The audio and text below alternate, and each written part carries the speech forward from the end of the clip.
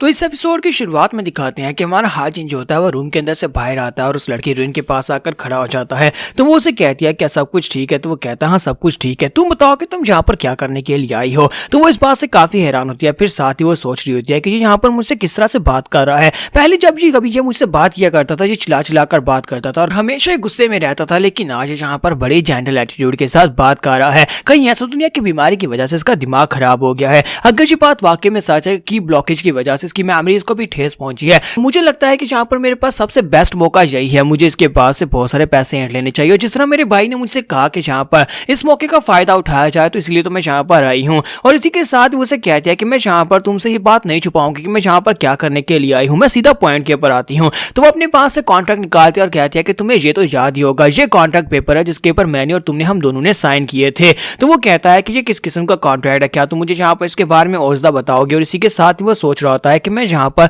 किस कॉन्ट्रैक्ट की बात हो रही है, मैं यहाँ पर क्या कहूँ, क्योंकि ये कॉन्ट्रैक्ट तो इस लड़के सियोर योंग ने यहाँ पर साइन किया होगा। और इसी के साथ ही उसे कहती है कि अब जबकि तुमने कॉन्ट्रैक्ट को पूरा नहीं किया तो तुम्हें यहाँ पर इसकी ट्रिपल अमाउंट देनी होगी। तो असल में इन दोनों ने यहाँ पर एक इन्वेस्टमेंट की थी, जहाँ पर सियोर रिन ने इसके साथ मिलकर एक कॉन्ट्रैक्ट के ऊपर साइन किए थे और साथ ही एक वंडर ड्रग के लिए, यानी कि एक बहुत ही कीमती पिल बनाने के लिए इसको बहुत सारे पैसे उधार दिए थे। और उन पैसों को अगर कॉन्ट्रैक्ट के मुताबिक 6 महीने में नहीं वापस दिया गया तो हमारे हाजिन को उससे 3 गुना वापस करने होंगे। तो वो इसी वजह से यहाँ पर आई होती है ताकि उसके पास 3 गुना वापस ले सके। तो हमारा हाजिन आगे बढ़ता है, जाकर उस कॉन्ट्रैक्ट को उठाता है और उसको उठाकर पढ़ता है और कहता है कि जहां पर इस कमीने ने वाकई में इसके साथ यहाँ पर एक सौदा किया था, दोनों के यहाँ पर साइन मौजूद है। इसका मतलब यह है कि इसे यहाँ पर इसको ट्रिपल देनी पड़ेगा, यानी 3 गुना देने पड़ेंगे। तो रिन उसे कहती है कि अब जबकि तुमने जहाँ पर मुझसे पैसे उधार लिए थे इन्वेस्टमेंट के तौर पर, तो अब तुम्हें यहाँ पर उसका 3 गुना वापस करना होगा, क्योंकि तुम 6 महीने तक बिस्तर के ऊपर पड़े रहे और 6 महीने बाद तुम यहाँ पर मुझे पैसे नहीं दे पाए। तो वो सोच रहा होता है कि ये कमीनी यहाँ पर आकर मेरा मजाक उड़ा रही है, यहाँ पे मेरा फायदा उठाने की कोशिश कर रही है, क्योंकि 6 महीने तक ये बंदा है जिसकी बॉडी के साथ इसने यहाँ पर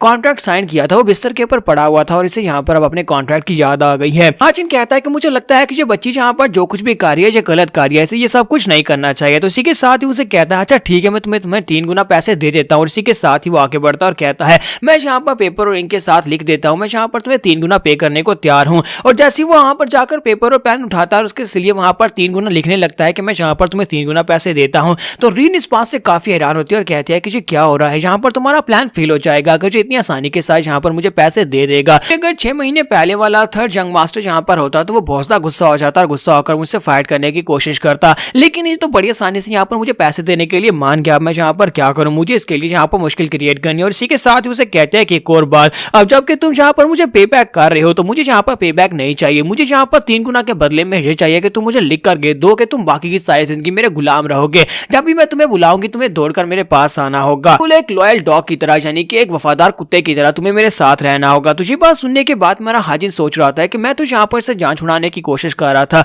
कि इसे यहाँ पर पेपर के ऊपर साइन कर देता हूँ और इसे 3 गुना पैसे देकर जान छुड़वा लेता हूँ, लेकिन ये कमीनी लड़की तो यहाँ पर मुझे एक पालतू कुत्ता बनाना चाहती है, जबकि ह्यूमन राइट या सेक्टर के लोग भी यहाँ पर मुझे पालतू कुत्ता नहीं बना पाए, उनसे मैं बचने की कोशिश कर रहा था। और फिर से यहाँ पर कोई आ गया जो मुझे अपना पालतू कुत्ता बनाना चाहता है। और इसी के साथ ही उसे कहता है कि बस तुम्हें इतना ही चाहिए। तो वो कहती है हाँ मुझे बस इतना ही चाहिए। और इसी के साथ ही हमारा हाजिन जो होता है उसे कहता है क्या मुझे लगता है कि यहाँ पर हमारे इस 2 कॉन्ट्रैक्ट के अंदर कुछ भी रिस्पेक्टफुल नहीं रहा, क्योंकि तुमने यहाँ पर कॉन्ट्रैक्ट की रिस्पेक्ट नहीं की। हम दोनों के दरमियान में पैसों का लेन देन हुआ था, यहाँ पर ये लेन देन नहीं हुआ था कि हम लोग गाहिर के ऊपर एक दूसरे को अपना पालतू कुत्ता बना लेंगे। सियोर योंग उसे कहती है कि तुम यहाँ पर क्या करने की कोशिश कर रहे हो। तो वो कहता है कि मैं तुम्हें बताता हूँ कि मैं क्या कर रहा हूँ। वो अंगवा से कहता है कि अंगवा जाओ जाकर मास्टर मूडैम को बुला कर लाओ। तो वो कहती है ठीक है सर। मास्टर मूडैम को वहां पर बुलाया जाता है। तो वो कहते हैं कि सर बताएं कि आपको मुझसे अचानक से क्या काम पड़ गया। तो हमारा हाजिन उसे कहता है कि मैं चाहता हूं कि मेरे लिए एक कैरेज का बंदोबस्त करो, मैं जाकर डीमन एम्परर से मिलना चाहता हूं, मुझे उनसे बात करनी है। और ये बात सुनने के बाद मास्टर मूडैम उसे कहते हैं थर्ड यंग मास्टर मैं जाकर उनसे बात करता हूं, मैं जाकर एम्परर पैलेस में उनको बता देता हूं, जब वो कहेंगे कि आपको मिलने के लिए बुलाया जाए तो मैं आपके लिए कैरेज भेज दूंगा।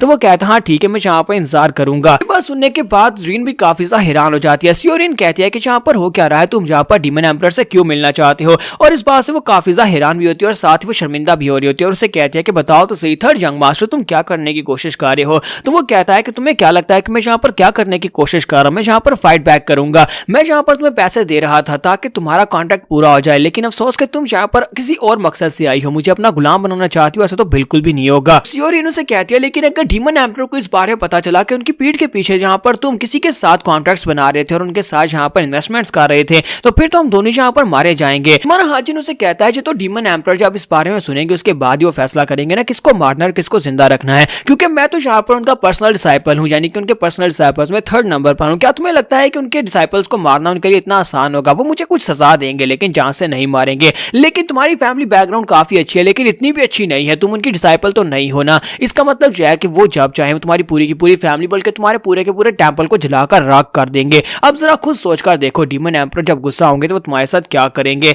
और सियोरिन इसी के साथ ही वहीं पर शांत हो जाती है और घबरा जाती है और कहती है प्लीज ऐसा मत करो, प्लीज ऐसा मत करो। हाजिन यहाँ पर अपने प्लान में कामयाब होता है। वो उसे कहता है कि ठीक है मैं जाकर डीमन एम्परर से मिलकर आता हूँ, वापस आकर तुमसे बात करूंगा। तो वो कहती है रुको रुको प्लीज उसके पास मत जाओ, सुप्रीम लीडर के पास मत जाओ, इतनी सी बात के लिए उसके पास मत जाओ। और हाजिन जो होता है फिर से उसे वहां पर डराता है और कहता है कि हम लोग जाकर एम्परर के पैलेस में मिलेंगे, वहीं पर फैसला होगा। जबकि उसे कहती है अच्छा ठीक है रुको, मुझे बताओ कि तुम्हें मुझसे क्या चाहिए। तो वो कहता है क्या तुम यहाँ पर सीरियसली बात कर रही हो? तो वो कहती है हाँ मैं सीरियसली बात कर रही हूँ, बताओ कि तुम्हें मुझसे क्या चाहिए। तो हमारे हाजिन उसके पास आता है और उसके सामने कॉन्ट्रैक्ट करता है और कहता है कि ये कॉन्ट्रैक्ट ये जो मैंने साइन किया था इसे अपने हाथों से फाड़ दो, मैं यहाँ पर तुम्हें 1 रुपया भी वापस नहीं करने वाला, तुम्हारा सारे का सारा पैसा खत्म हो गया और ये कॉन्ट्रैक्ट भी यहीं पर खत्म हो गया। तुम ऐसा करती हो तभी तुम यहाँ पर बच पाओगी। तो यहाँ पर वो कॉन्ट्रैक्ट उसके हाथों से फड़वा देता है और उसके बाद नेक्स्ट सीन में फिर से वहां पर वही सपना देख रहा होता है। सपना नहीं होता क्योंकि ये हकीकत होती है और उसकी पास्ट लाइफ के सारे इवेंट्स होते हैं, जहाँ पर उसका दोस्त उसे कह रहा होता है कि मैं यहाँ पर इस कत्लेआम की जिंदगी से उगता चुका हूँ, मुझे ऐसे नहीं बनना बल्कि मैं एक दूसरी जिंदगी जीना चाहता हूँ जहाँ पर मैं एक आजाद पंछी की तरह हूँ, जाकर हर एक लहलहाते हुए खेतों को देख सकूं, खिलते हुए फूलों को देख सकूं, पंछियों को चहचहाते हुए देख सकूं। और यहीं पर हाजिन को दिखाता है कि वो अपनी टीम के साथ वहां पर कुछ लोगों को मार रहे होते हैं। वहां पर एक छोटा बच्चा भी होता है, उसको भी उन लोगों ने मार दिया होता है। तो हाजिन वहां पर खड़ा होता है और देख रहा होता है क्या सभी लोग मर गए। तो वो उसे कहते हैं कि हाँ सर हमने सभी लोगों को मार दिया, हम लोग यहाँ पर चेक कर लिया है, जहाँ पर इन दोनों के अलावा और कोई भी नहीं था और बाकी ये जो लोग थे वो दूसरी तरफ थे, उन सभी को भी मार दिया गया है। तो हाजिन उनसे कहता है कि यहाँ पर हमें अलायंस की तरफ से ऑर्डर्स दिए गए थे कि इन सभी लोगों ने जहाँ पर गद्दारी की है, चाहे वो छोटा हो या बड़ा हो, जिससे भी तुम्हें जहाँ पर दिखाई दे उसे मार डालो, क्योंकि ये ऑर्डर्स हैं और हमें ऑर्डर्स को फॉलो करना है। तो वो लोग कहते हैं ठीक है सर हम लोग ऑर्डर्स को फॉलो करेंगे। जब किसी के साथ ही हाजिन को छोटे बच्चे के हाथ में कुछ दिखाई देता है, वो कहता है कि ये क्या है, और इसी के साथ ही वो आगे बढ़ता है और उसके हाथ के अंदर से उस चीज को निकालता है। तो वो लकड़ी का वही पंछी होता है जो कि उसके दोस्त ने उसे दिया था। तो वो कहता है कि ये क्या, ये पंछी इसके पास क्यों है, और इसी के साथ ही उसे पीछे से आवाज आती है। उसका दोस्त जो होता है बड़ी तेजी के साथ आगे बढ़ता है, वहां पर उसके सामने जो असैसिन खड़ा होता है वो उसे धक्का देता है और पीछे दीवार के साथ जाकर पटकता है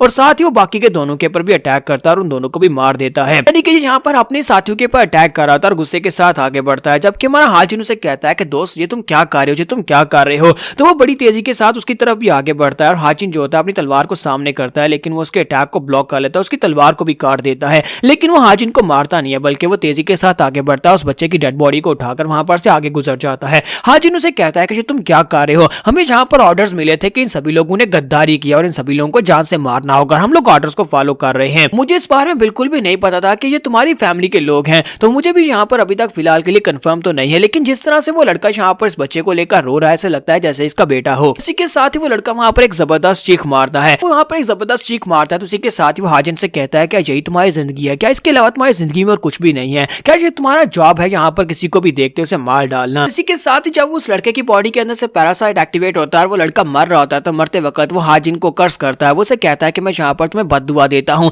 कि मरने के बाद भी तुम यहाँ पर इस सब से पीछा नहीं छुड़ा पाओगे, क्योंकि तुम्हें जिंदगी के बारे में कुछ भी नहीं पता। तुम यहाँ पर सिर्फ और सिर्फ एक काम कर रहे हो, तुम्हें लगता है कि ये एक जॉब है किसी की जान लेना, लेकिन मरने के बाद वो सभी लोग जिनको तुमने मारा है वो उनकी आत्माएं तुम्हें जीने नहीं देंगी, तुम चैन से नहीं रह पाओगे, चाहे तुम यहाँ पर दूसरी जिंदगी ही क्यों ना जी लो। तो यहाँ पर एपिसोड 06 का एंड करेंगे और नेक्स्ट एपिसोड में देखेंगे क्या हमारा हाजिन यहाँ पर डीमन एम्परर से मिल पाएगा, क्योंकि डीमन एम्परर बहुत ही जल्दी इसको मिलने के लिए बुलाने वाले हैं। तो वहां पर इन दोनों के बीच में क्या होगा ये हम लोग नेक्स्ट एपिसोड में देखेंगे। एपिसोड की एक्सप्लेनेशन अच्छी लगी तो कमेंट करके जरूर बताइएगा, वीडियो को लाइक करना मत भूलिएगा। Thank you.